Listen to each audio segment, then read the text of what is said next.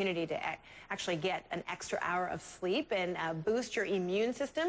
Dr. Bill Lloyd joins us now from Dallas, not Sacramento, Dallas today. Dr. Bill, we've all said, you know, you could use a few more Z's, a couple more winks and all that good stuff. So now's the time, but it can be a challenge too, can't it? Well, it certainly can. We are all very busy. I'm in Dallas visiting my son, Will, and his wife, Sylvia. We're going out tomorrow to see a NASCAR race for the very first time. Oh, fun. So we're going to have to be up early in the morning.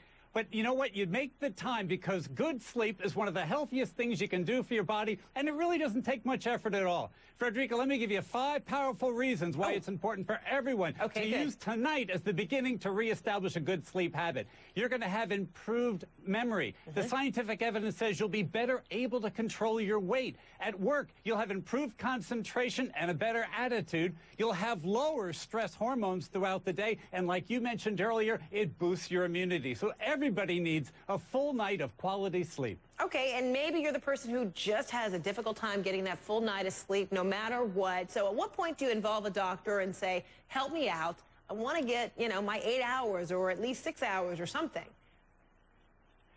The three problems you want to look at: do you have trouble falling asleep? Do you have trouble staying asleep? And how do you feel when you wake up? Those are what you want to tell your doctor. You explain to your doctor, I can't fall asleep. There's a remedy for that. I get up in the middle of the night, a different medication may be better for you to use. Or I don't feel good when I wake up in the morning. That may be a signal that there's some other problem involved. So don't try to take care of this yourself. Doctors know exactly what to use in 2010 to help you get that full night restorative sleep that you need for the next day. Okay, so now let's talk, since you say don't try and take care of this yourself, then should we bypass the over-the-counter stuff?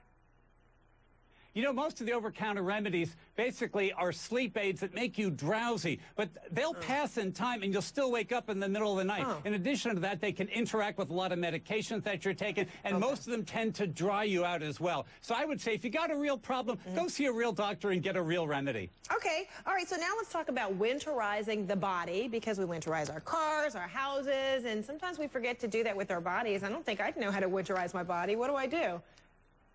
Well, I'll tell you, the first thing, the smartest thing, the best thing you can do for your health is go get your flu shot. There's plenty of flu vaccine this year, Frederica. It's an easy thing to do. On every street corner, there's a pharmacy. Most of the insurance plans and Medicare will cover it. There's no excuse this year for anybody not to have their flu shot.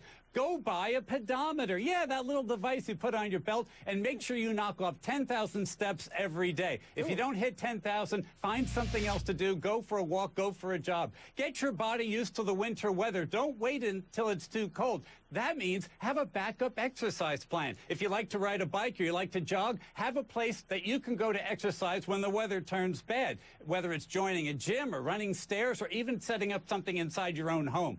Here's a tip that people often forget. We have problems with seasonal allergies, but we also have indoor allergies. So make sure you change those air filters inside your house. And tonight's a good night to remember that, as well as the batteries on the smoke detectors and your CO2 detectors. Don't forget to wash your hands continuously. Every time you use the washroom or come into contact with somebody else. It's the best thing you can do to protect yourself from catching a cold. And finally, Frederica, make sure you go outside every day when you can and get a little bit of sunshine. That vitamin D, it's going to help your mood, and it's going to help keep your bones strong. Oh, the sun does always make you feel better. Okay, and then you say, you know what, adults on average, we tend to gain about 5, maybe even 10 pounds on average per winter. Why is that? I mean, we can't blame it all on those holiday treats, can we? Yes, we can. Oh, we can? That's exactly what it is. That's it? It's a combination of eating too much, eating too much and not exercising enough. So you're going to have to make some decisions. So when you think about all these holiday parties, think about showing up a little bit late. The later you arrive, the less hors d'oeuvres you're going to eat. Here's a great tip for winter meals. For an appetizer, ask for a bowl of soup. Studies have shown people who enjoy soup as an appetizer and tend to eat less when the entree comes along. And one more thing about winter exercise, you want to boost your exercise because you're boosting all those calories, is train your body for the cold weather. Don't wait for it to be real cold to go outside. You won't get hypothermia. So long as you're moving, you won't be in danger with the cold. It's when you stop and walk, you might get in trouble with hypothermia. So when you're outside exercising, the important point is no matter how slow, keep moving. Okay, do those stretches first, too. Very important, so you don't get injured. Always Dr. Bill Lloyd, thanks so much from Dallas. Enjoy NASCAR. We'll talk again soon. All right. Have fun.